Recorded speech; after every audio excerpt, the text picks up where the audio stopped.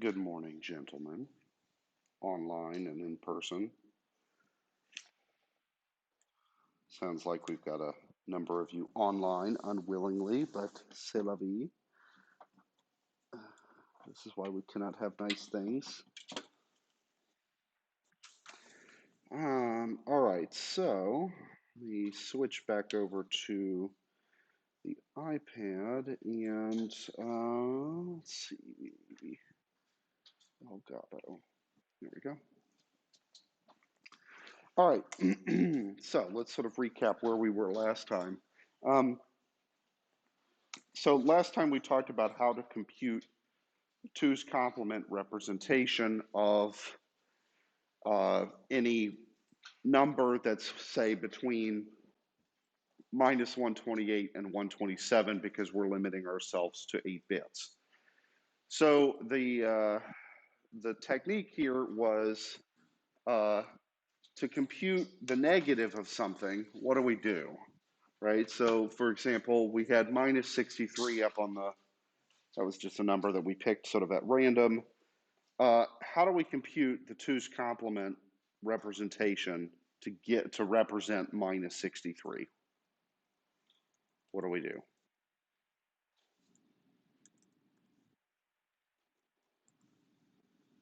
Well, don't all answer at once. Yes, Mr. Pine.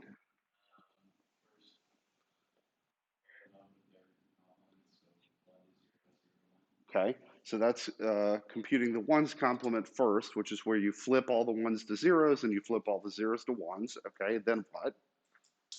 Then you add one. Okay, so when you do that, that gives you the two's complement representation of whatever you've got. If the number you start with is positive or zero, then you don't have to do anything.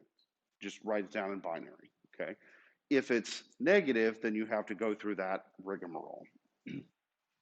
Okay.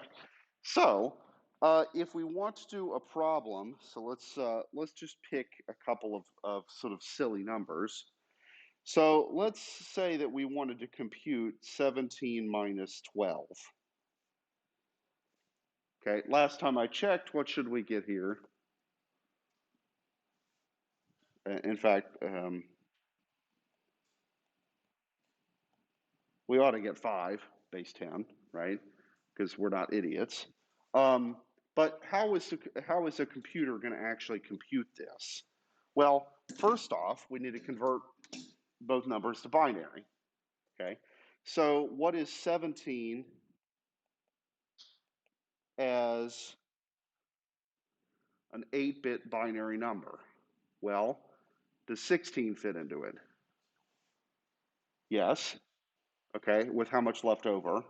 1. Okay, so we'll have um, in the ones place, we'll have a 1, no 2s, no 4s, and no 8s. But we do have a 1 in the 16 place and nothing in any of the further positions. Okay, so we get 0001, 0001, which is what in hex? 1, 1. Yep. Okay. And you can make sense of this because if we write 1, 1 in hex, the first one counts for 16, the second one counts for 1, and 16 plus 1 is in fact 17, right? So you can kind of check to make sure that you've hexized it correctly. That's now a technical term, to hexize. Okay, so we've got 17.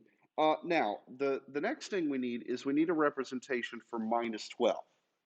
Well, in order to get that, we first need a representation of 12, right? So what is 12 as a binary number, right? So how much do we have here? Well, we'll have 4 zeros, and then what? An 8, a 4, no 2s, and no 1s, okay? Which is what in hex? 0x0 C, yes, right? Because 10 is A, so 12 would be 2 letters up, which is C. Okay, great. Uh, all right, excellent.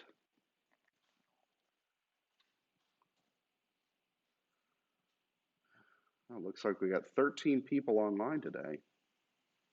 Oh, Mr. Borden, you are in fact online. Okay, so some of these names I'm expecting to see. We'll see if Dr. Dunaway decides to like raid our channel. He occasionally does that. So, all right. So we've got 12 as a binary number, but then in order to do 17 minus 12, what we're really going to do is 17 plus negative 12. Okay, so does this distinction make sense? That we don't actually subtract, we really add. Okay, and so in order to do that, the first thing we need to do is convert the 12 here into its 2's complement representation to get whatever minus 12 looks like. Okay, so compute the rep of minus 12. All right, so first off, 12 was 0B00001100. Okay, so if I flip that, then I get this.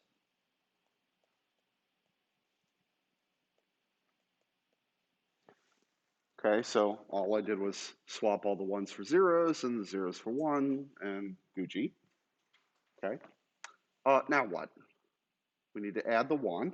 Okay, so what's that going to give us?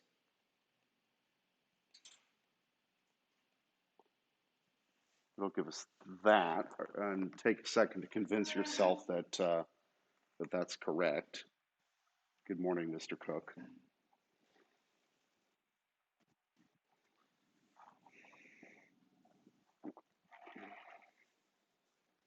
Okay, so why is it that? Well, when you add, right, we have to carry like we do in grade school. It's just that in this case, right, we're doing everything in binary because computer science. Okay, so we're convinced that that's what we've got. Okay. All right, so that binary pattern at the bottom there, what is this in hex, by the way? Just for sake of completion. What is this in hex? F4, good, yes. All right, so we've got that number in hex, and so we wanted to do the problem of to compute 17 minus 12, right? So the way we're going to think about that is 17 minus 12, we're going to really compute 17 plus minus 12.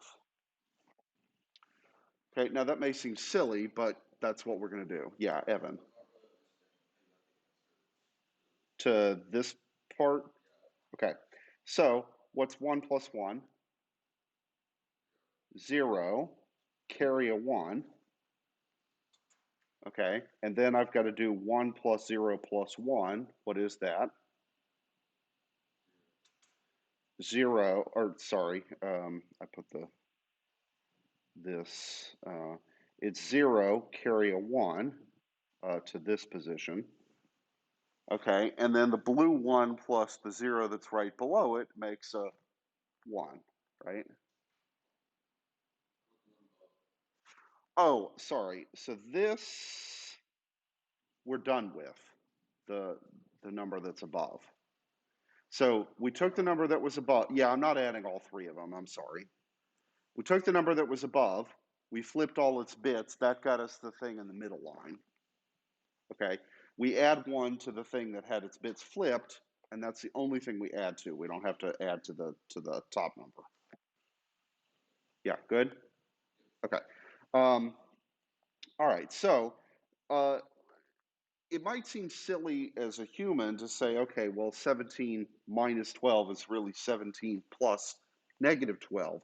But that's exactly how we're going to think about this on sort of in a computer sense, right? So we have computed how to represent minus 12 as whatever it is.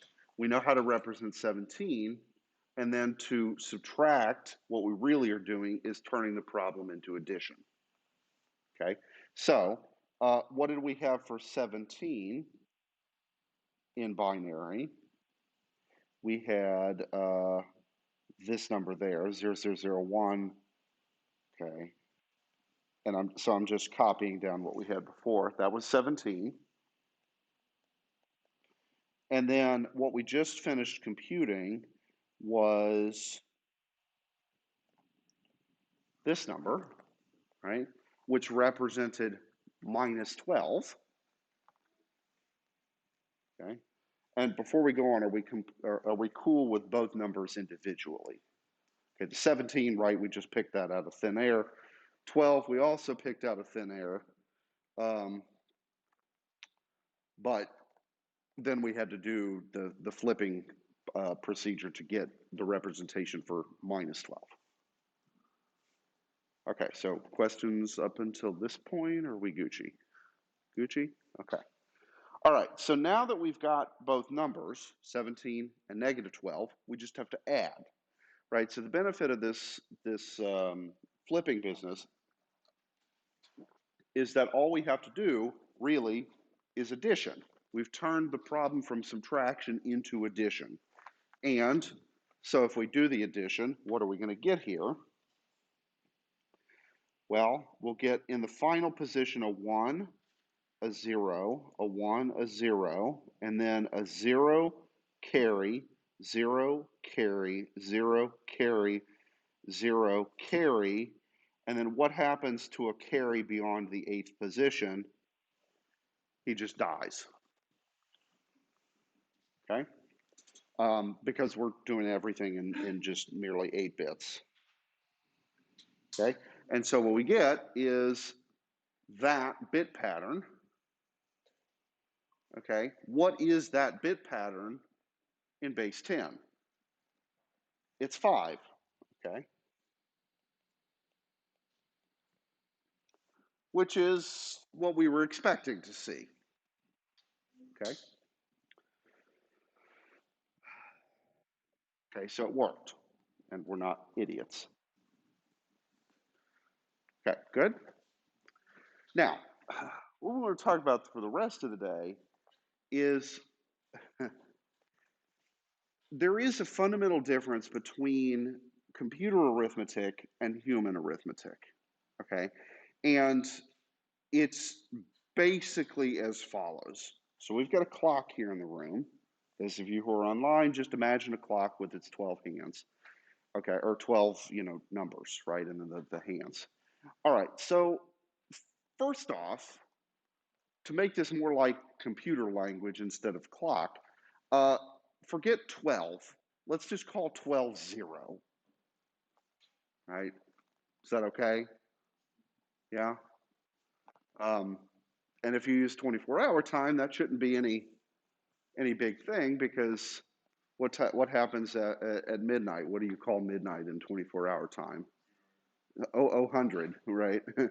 It sounds stupid, but of course you should never be awake at that hour, so it doesn't matter. But anyway, so forget 12. Let's just call 12 0 for the sake of demonstration.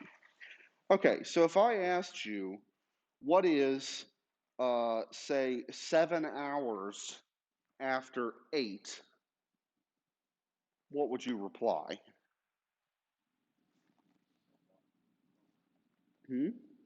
7 hours after 8 would be, well, I would say 1500, but that's just me. Okay, but what would you say, probably, most normal people?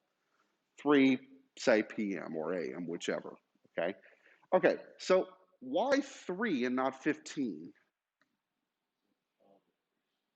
Yeah, because when you hit 12, which is to say 0, you restart, okay? So, 8 o'clock, if we add 7 hours to that, 9 o'clock, 10 o'clock, 11 o'clock, 0 o'clock, okay, there's 4, 1 o'clock, 2 o'clock, 3 o'clock, done, okay? So clock arithmetic is what we call modular because it resets itself every 12 when you come back around, okay? So there is no, well, in y'all's kind of normal American timekeeping, there is no 13, right? There's 1 p.m. Okay. Now, if you do this in 24-hour time like I do, then it just resets every 24 instead of every 12, but same idea. Okay. Um, and you guys should all use 24-hour time because it's far superior. Yeah. Okay. Anyway, but clock arithmetic resets every 12 or 24 if you're doing it that way, right? And so asking the question, what is 8 plus 7, right? You say 3, not 15, okay? Computer arithmetic is somewhat similar, okay? Now, we're working in 8 bits, okay? And so that means that we can encode 256 numbers. This arithmetic structure is as if we're working with a clock that has, instead of going from 0 through 11, it goes 0 through 255, okay? Or if we include negatives, it would go from minus 128 to 127. Okay, so it's just like a clock, but it just has a bunch more numbers on it than a regular clock does. Okay, but in particular, it cycles back around. Okay, so let's take a problem. So let's take, for example, oh, I don't know, and I'm going to go over to a clean sheet here. Let's take 101, which is the number of this course, and let's double it. Okay, sound good? All right, so first off, we need to write 101 in binary. Okay, so what is 101 in binary? Well, this is kind of a big number, so let me actually make some space here. So we've got our ones place, our twos place, our fours place, 8, 16, 32, 64, and finally 128's position. The 128's position, since we're doing this in, let me call this the X position because can we represent 128 if with 8 bits if we're including sign? We cannot do that. Okay. So yeah, so we can't do that. All right, so what is 101? Well, it's a good thing 101 is less than 128, so we don't need anything in that position. We do need a 64. How much is left?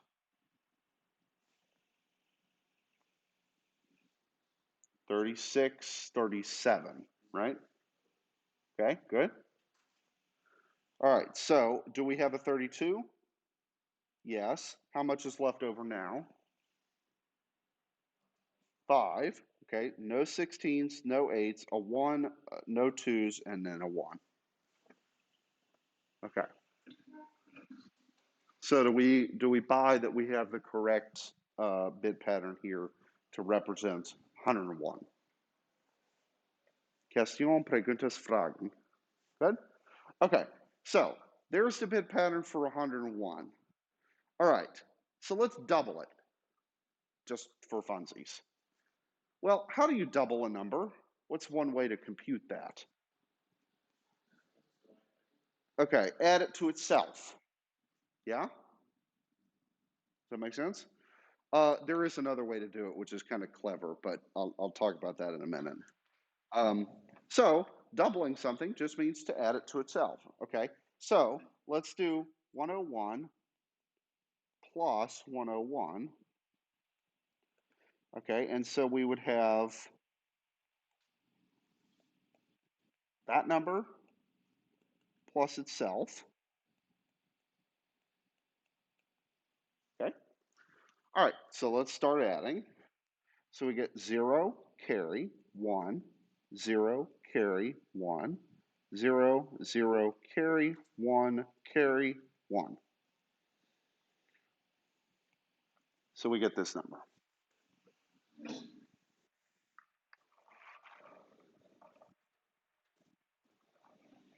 Okay, so first off, double check that I didn't screw up the addition because it is Monday morning and, well, I suck at arithmetic. It's the reason I'm a math professor and not an accountant.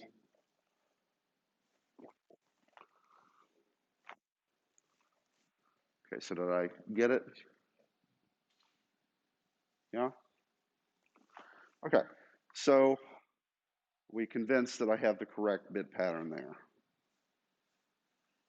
Yes? Okay. All right, now that I've got that bit pattern, what I want to do is we want to interpret the answer.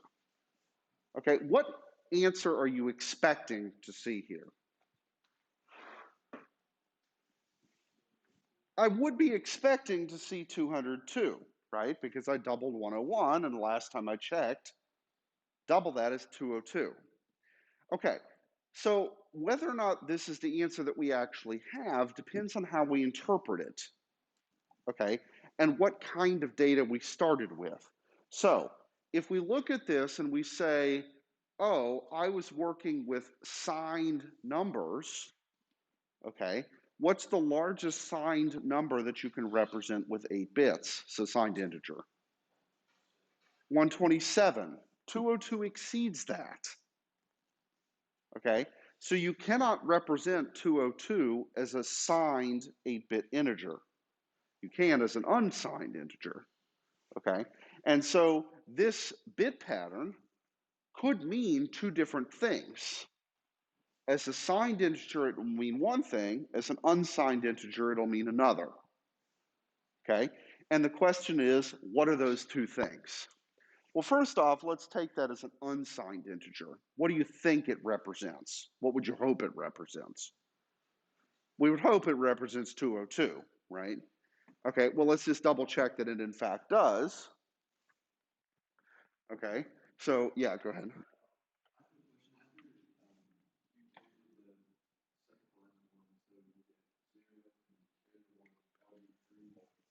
Uh-huh. And so you have 1 and 1 and 1, which means 1 with a carry. Yeah. Uh, but because you had 1 and 1 makes 0, and then that makes a carry, right?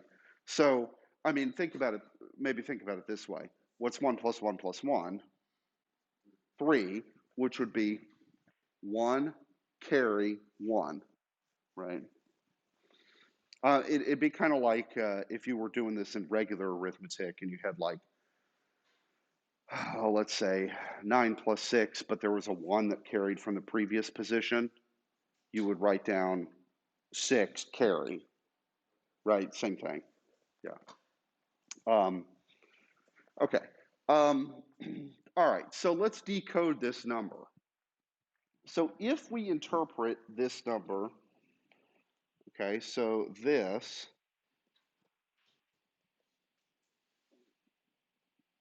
well, first let me do it as a uint. Okay, what is it as a uint? Well, it would be 128 plus 64, no 32, no 16, an 8, no 4s, and a 2. So what does that all add up to?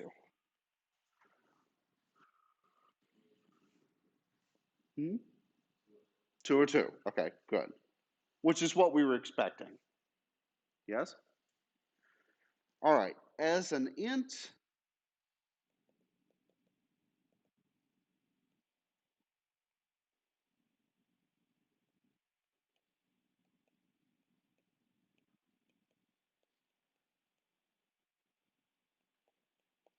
what does that bit pattern represent? Well, I don't know off the top of my head, but what can I at least know off the top of my head about it? It's a negative number. Okay, how do I know instantly that that bit pattern as an int 8 represents a negative? Yeah, Ethan.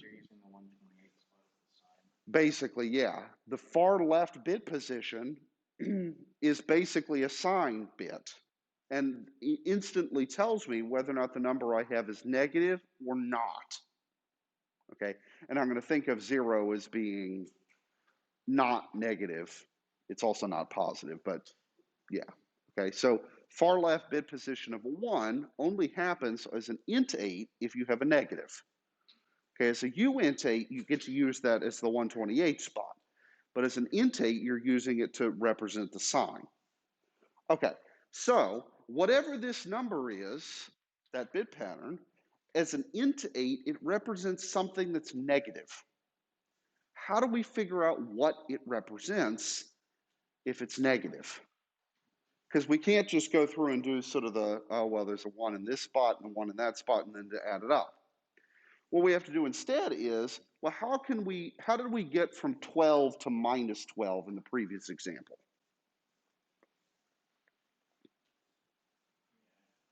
Well, we first flipped all the bits, and then we added 1, okay? And that procedure of flipping the bits and adding 1 negated the number that we had. Well, we have a number that's already negative. So what would happen if I negated it? I should get its positive version, right? Well, how do I negate things? I flip the bits and I add 1, okay? So that's the beauty of this flipping bits and add 1 procedure, is that it's sort of symmetric, right? So let's say I take a number and I flip its bits and I add 1, and then I flip those bits and I add 1 again. What do I get? Exactly what I started with, okay? So doing the process twice is equivalent to doing it not at all. That's nice, okay? So let's take this number and let's flip its bits and add 1 and see what we get. All right, so let me just write it down.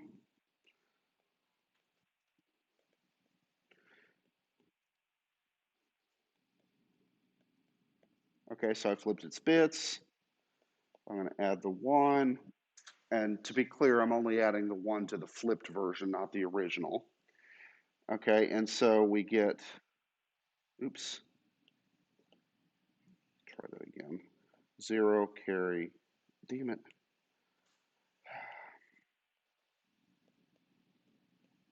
I get this. Okay, do you guys buy that I've hopefully I've both flipped correctly and added 1 correctly? And if not, then you guys can tell me that I've screwed up.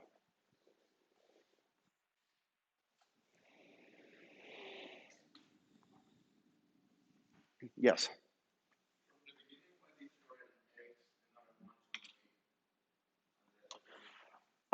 Okay. That depends on whether or not I'm thinking of the numbers as either a signed integer or unsigned integer. If I'm working with unsigned integers, where I don't care about negatives, then that X spot would be a 128, okay? If I'm working as signed integers, where I do care plus or minus, then that position doesn't get used for value, but rather for sign. Does that make sense? Yeah. So it's all about how you want to interpret the number, right? Because, like on a computer, right, it's just a bunch of ones and zeros. It's how you interpret those that attaches meaning to those bit patterns. Okay. And one of the, well, two things that we have yet to talk about, and we'll get there, is how do you represent text on a computer? Well, it's all just a bunch of ones and zeros. So we just have to come up with a scheme for saying, all right, this is the letter Q, and that's the letter H or whatever, okay? And then also we need to come up with a scheme for how to deal with numbers that aren't integers. So how do you encode 3.2, for example? Okay, so floating point is what we call that. It's all just going to be a bunch of ones and zeros in the end. The question is, how do we attach those meanings to them? Okay, so we got this bit pattern after we flipped and added 1. What does this bit pattern represent? All right, so what did you get?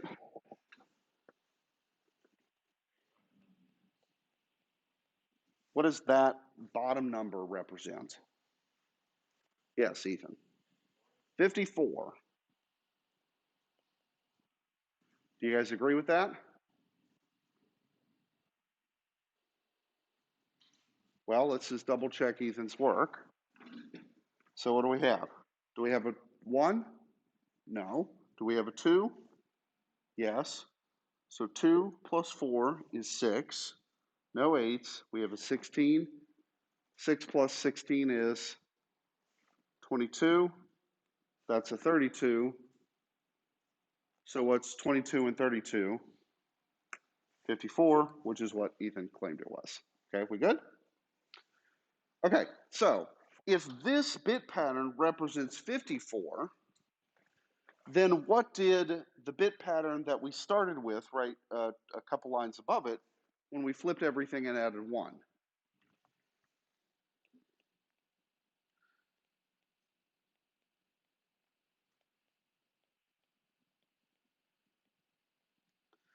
Okay, so if we started with the bit pattern there at the bottom, okay, we flipped its bits, we added 1, and we got the bit pattern that's directly above it, which we decoded and said represents 54. Therefore, the bit pattern that we started with, what does it have to represent?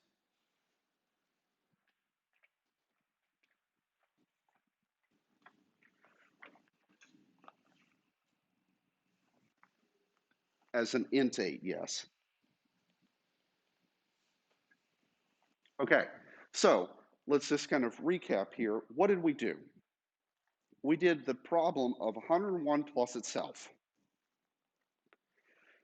If you think of these numbers as being unsigned integers, and you just do it, what do you get? 202, which is what you're expecting. Okay, great. If you think of these numbers as being signed integers, meaning that plus and minus matters, what do we get?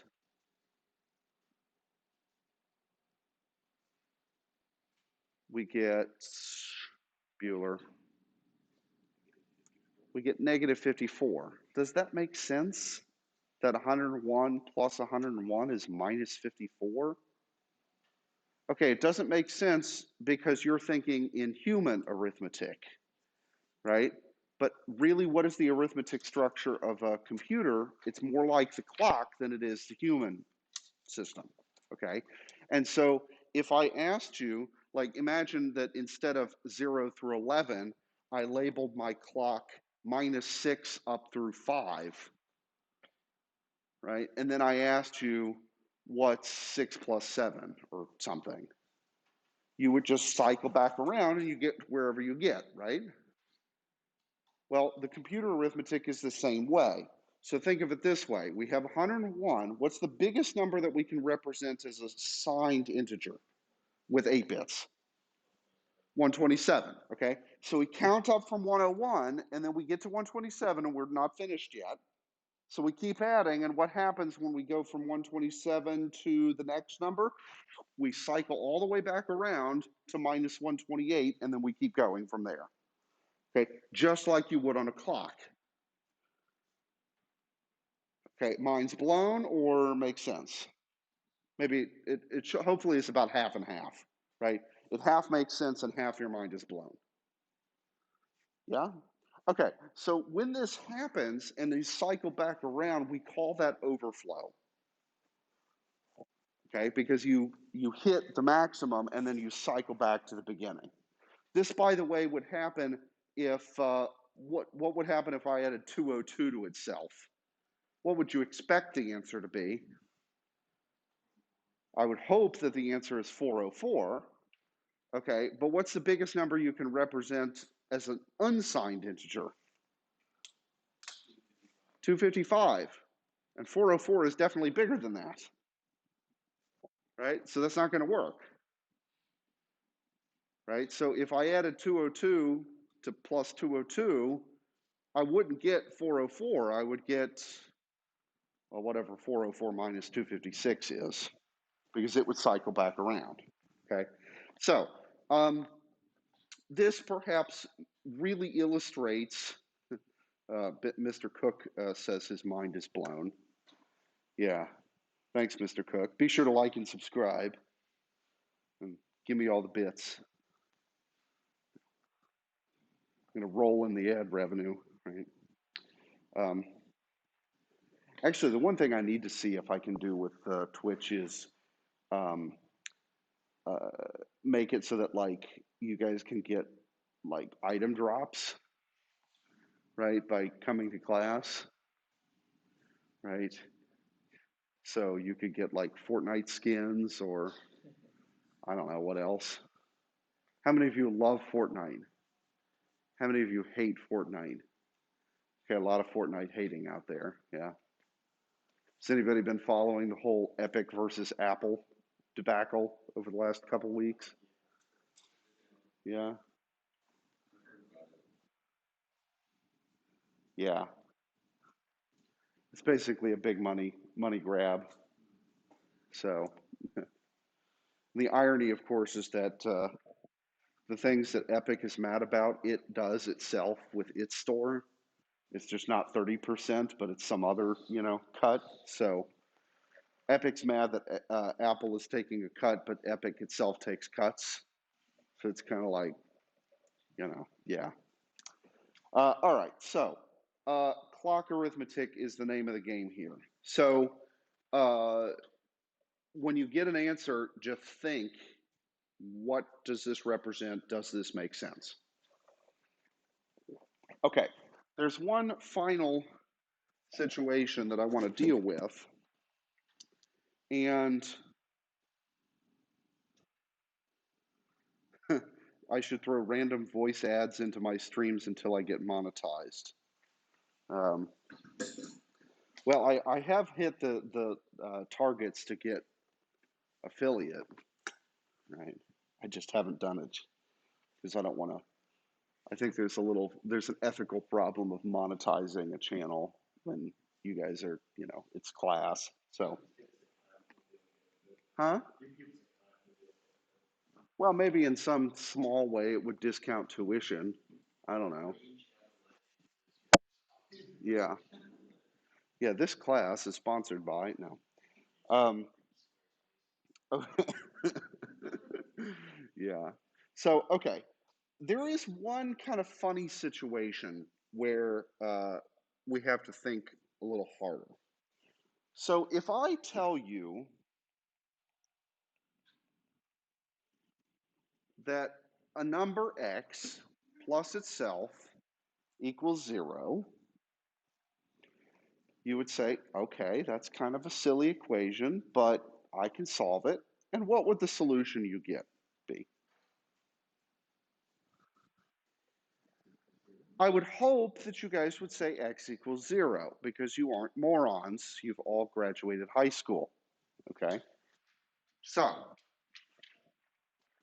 human math,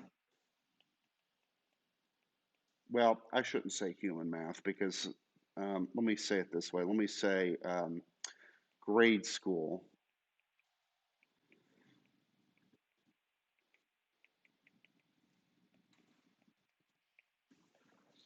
Grade school math, x equals 0, finished, done, right? There's only one answer. How many answers are there on the computer? There's two.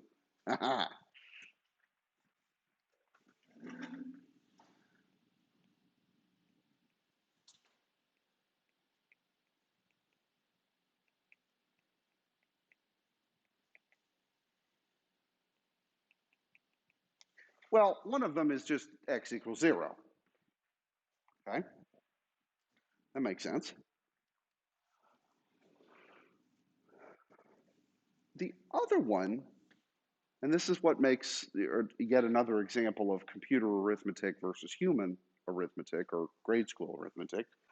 What's the other answer? Huh? Well, okay, but what's 1 plus 1? With a carry. Okay, it's the carry that we need to worry about. Okay, so to fully answer this question, first off, how many bits are we going to work with? Well, like with everything else, let's just work with 8 for sake of example. Okay, so if I worked with 8 bits, let me think of it, the first answer as really being that, right? How do I represent 0 on a computer? Just all zeros for your bit positions. Good. Okay? Yes? All right, so it's the other answer that we're interested in. And the idea here is carrying is important, right? So how do you think I could get 0 by writing a non-zero number down here? How about this one? What would happen if I added that to itself? Well, 7 positions are clearly 0 because we started with zeros. What would happen in that far left position? I'd say 1 plus 1, I'd get 0, and then I would carry. But what happens if I've got a carry that goes past the 8th position? Poof, he's just gone. Okay? So this number is also a solution to my question. Okay, now you don't have this in grade school arithmetic, but we do in clock arithmetic. Okay, this is what we'll call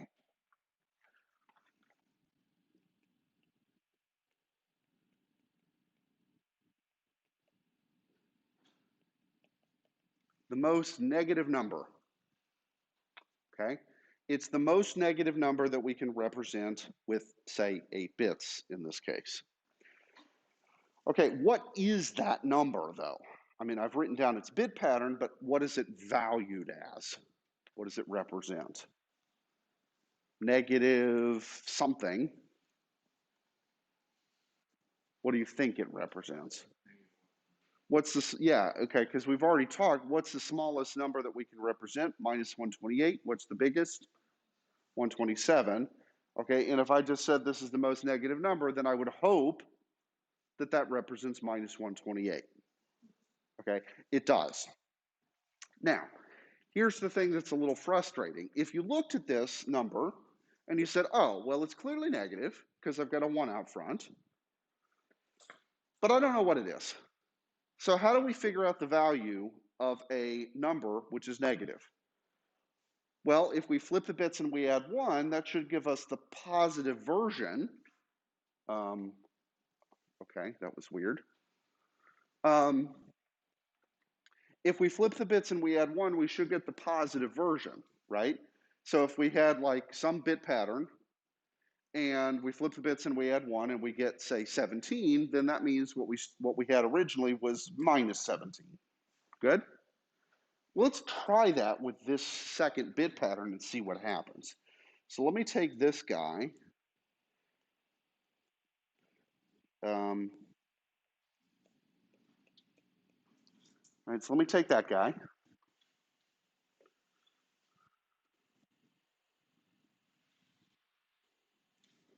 And let's flip its bits and add 1. All right, so first off, flip the bits. Right? Add 1.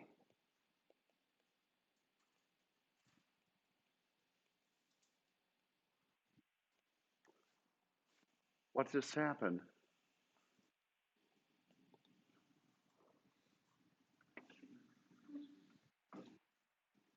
I flipped the bits and I added 1. What did I get? The same thing I started with.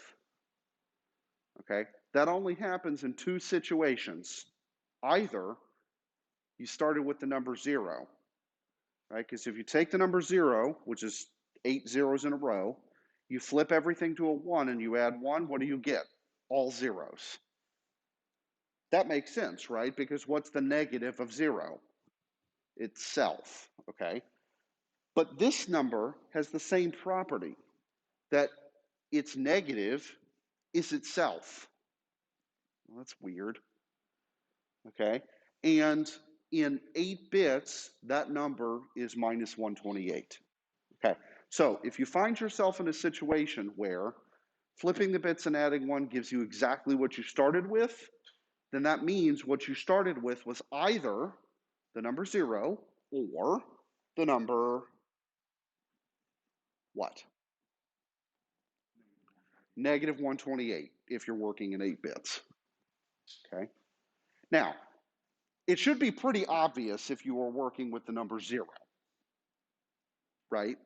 to start with, because you just got a bunch of zeros. Okay, so that situation should be obvious.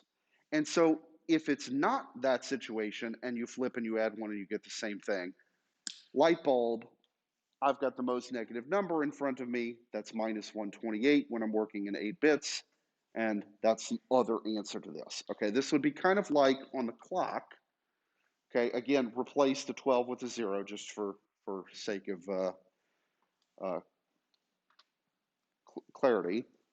If I said what number on the clock, when you add that number to itself, gives you 0?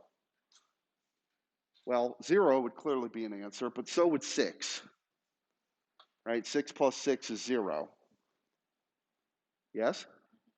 The clock, or the computer, same idea, right? There's a second answer to this.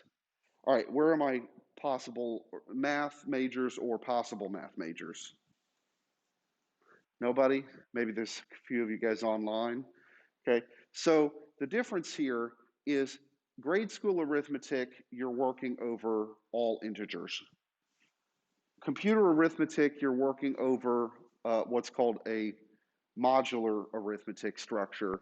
And in our case, we're working over the integers mod 256 because we're working in 8 bits. Okay, now, this same problem happens if you use more bits. It's just the number that's attached to that weirdness is different. Okay, so I mean, 8-bit computation is like 1970s level, you know, your 8-bit Nintendo kind of thing, right?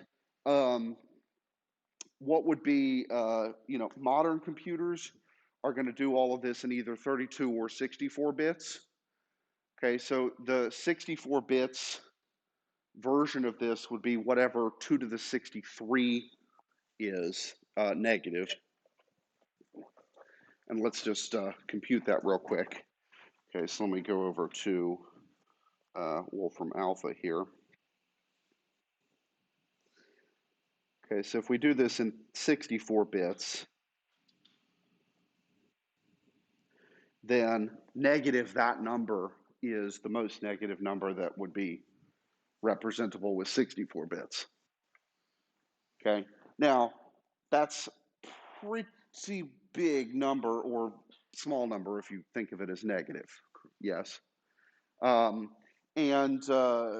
it's sort of the 8-bit system that we're going to work with highlights sort of this cyclic nature that you wouldn't necessarily notice unless you were working with gigantic numbers in 64 bits. Okay, so the 8-bit thing, like, it's not actually used anymore for practical computation because it is pretty limiting, but in its limitation, it exposes how things actually work. Okay, does that kind of make sense? Okay, so perfect timing because it's right at 8:50. So yeah, so on Wednesday, what we'll do is we'll start talking about floating point, which is how you encode like 2.7 or 3.8 or numbers like that. All right, so we'll quit the stream here. Cole, it's clearly negative because the leading bit is a 1. So, all right, quit the stream, and I will see you guys in a little bit.